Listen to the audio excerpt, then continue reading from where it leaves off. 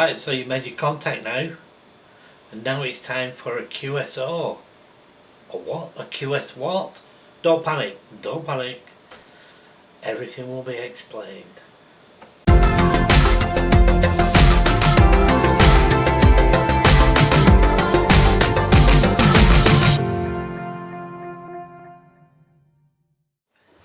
Hi, and welcome back again. In our last video, well, the last radio video, we looked at calling CQ and trying to get some contacts going. In this video, then, we're going to have a look at the conversation itself. What do you do once you've got that contact? Somebody's replied to you. What are we going to do next? So we're going to change frequency. We're going to check the frequency. We're going to have a QSO. Oh God, there's all these things to do, and on top of that, there's a lot of Q codes to remember. Well, stop panicking right away. What I'll do is I'll go through it with you step by step. So let's have a look at the Q codes first. The Q codes were originally set up for Morse code or CW operators, and the idea was that instead of writing sentences, they could just put it down to 3 letters. Save time, save mess about, save confusion. So let's have a look at them, and let's have a look at the main ones that we use while we're having a conversation. Let's have a look what they mean. So what we've got here is a short list of the Q codes. These are the ones that we use mainly. You'll find that they use these on VHF a bit, and more generally on HF. You could also imagine that really it's an international language of sorts. So the first one is CQ, and that's our call for a general contact. QRM means interference, and that will be radio interference, where QRN is noise, and that could be background noise like traffic noise or wind noise. QRP means low power, and it's generally accepted that low power is round about 5 watts. QRT means that we're shutting down the station. We're actually pressing the off button. QRZ means who is calling me. So you may only get part of a call sign. So in my case, I might say G6P, and then the N and the H you might not be able to hear. So you might say QRZ, the G6P station. In which case then I'll answer back again until eventually we got there. QSB means fading. So if you're working on VHF, you probably don't get that as much as working on HF, where you might be fading out and then fading back in. You would tell the operator on the other station that you're experiencing some QSB. QSK means break in.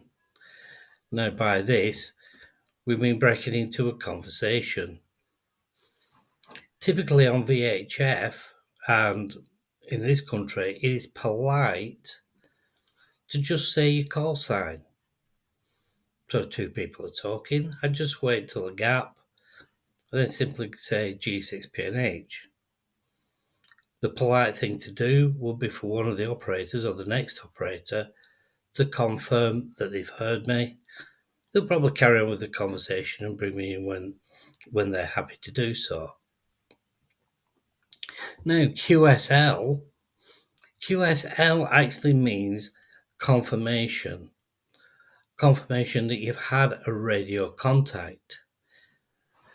We used to send QSL cards before the internet, and now some people will contact me and say, please can I have a QSL email, which I'll send an email back to them confirming that we've had a contact.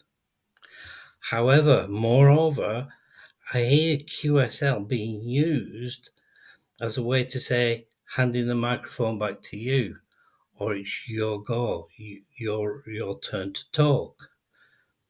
But the true meaning of it is a confirmation of the contact.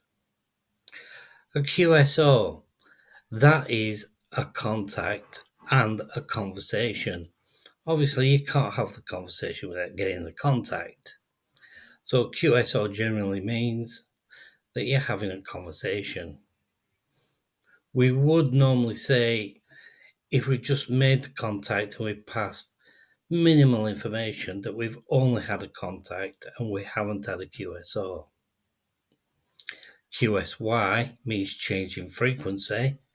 So you might go on the calling frequency if you're working on VHF. And of course, then you want to move from the calling frequency onto one that's clear. QTH is your location, and that could be your locator square or your WAB square.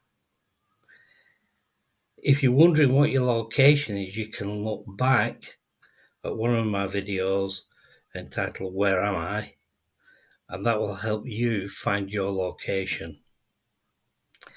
And finally, 73, or sometimes 73s, doesn't matter which, means goodbye and all the best. So there are the Q codes. Now what we need to do is just have a look at the first part of the conversation, the thing that gets us going in the first place. But it's not the actual conversation, it's moving frequency. It's checking the frequency. It's making sure you've got your call sign right, or they've got your call sign right and you've got theirs right. Swapping names, swapping information. Let's have a look at that, step by step. And then we'll have a look at what are we actually going to say next. Bearing in mind the Q codes now, what do we actually do once somebody has replied to our CQ call? Well, there's no need to panic. There are a few things that you need to do, but let's go through them step by step. First of all, you need to QSY.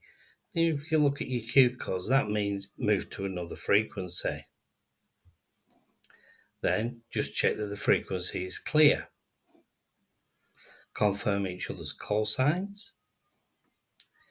Give your name. You might want to do all this phonetically as well, both your call sign and your name.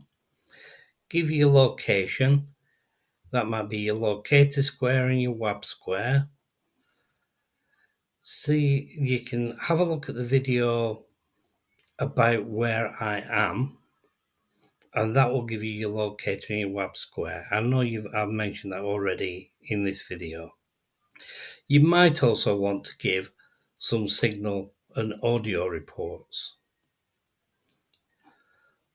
So, how will it go? Well, I'm going to use my dad's call sign as well. And let's just have a very quick conversation. This is G6IFE replying to your call, G6PNH. This is G6PNH. Would you like to QSY to another frequency? G6IFE, yes, certainly. Let's move to 145.400. G6PNH QSYing. This is Golf 6 Papa November Hotel. Is this frequency in use, please? Nothing heard at this end, so we can carry on with the conversation. Can I just confirm your call sign? Was that G6IFV, as in Golf 6 India Foxtrot Victor? This is G6IFV. Yes, it was, and is yours Golf 6 Papa November Hotel. Yeah, that's correct. You've got your call sign correct. My name is also Damien, which is Delta Alpha Mike India Alpha November. G6IFE returning. Yeah, my name is John. My location is Padiham. What is your location? Well, my location, John, is India Oscar 83 Whiskey United. That's my square. My work told Britain Square is Sierra Delta 84. And I'm located in the little town of Corn. G6IFA returning. That's lovely, thank you very much. Your signal report is a 5 and 9. Your audio is excellent. G6PNA is returning. The same here. Your signal is a really good, clear 5 and 9. From there, you will want to go on then and have a conversation. And we'll look at perhaps how we can do that if we're not used to it in the next slide. In this next section, we're going to have a look at what we can actually talk about. And there's always something to talk about. The more that you have conversation with somebody, the more it'll flow. The more times you have a QSO, the more used to it you will get, and the conversation will come natural. And I think for a lot of us, when we first begin, we just go, oh God, what are we going to say? What are we going to say? But don't worry about it. If you contacted somebody who's been on the airways like 40 years like I have, then they're quite used to having a conversation and keeping that conversation flowing up to a point where maybe you've had enough and you want to call an end to it as well. Right, let's have a look then. Let's go and have a look at what we could actually be possibly saying. All the formalities are over with now, so we can get on with the conversation. But what are you going to say? Right, let's have a look. One of the things you could do is you could tell them what you do. Tell them what you do as a job. Maybe you're a lorry driver. Maybe you're a teacher. Maybe like me, you're a chef. Worth talking about. Maybe you want to say what brings you on the radio today. Maybe you're just doing some tests, you put up a new aerial. Tell them how long you've had your license. It's not compulsory to tell anybody how long you've had your license, but if you've only had your license a while and you've only had a few contacts, tell them. It will actually bend the conversation around in a different way into maybe being welcomed into the hobby, and maybe a conversation about how you can progress.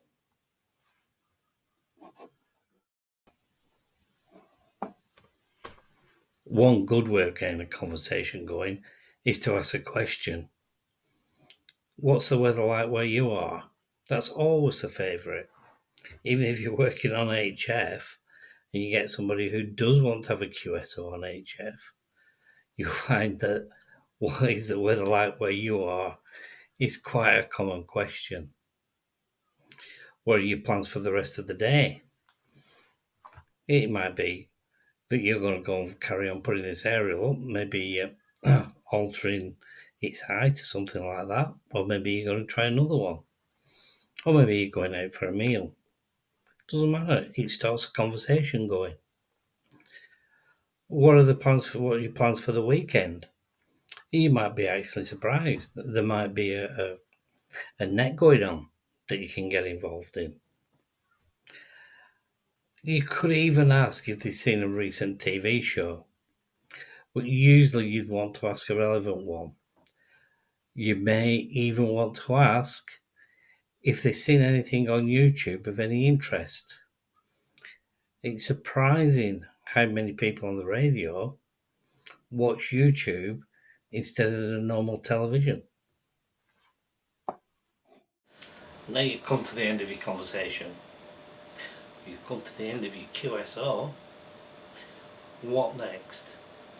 Well, formally, it would be best to close the conversation with something polite. And that thing is to wish somebody best wishes, stay safe and so on. We do have a code for that as well, believe it or not, and that is 73. A lot of people say 73s. There are some people who complain about you saying S on the end. It doesn't matter at all. It's just polite to say 73. That will indicate that you've finished, and that's it. Okay.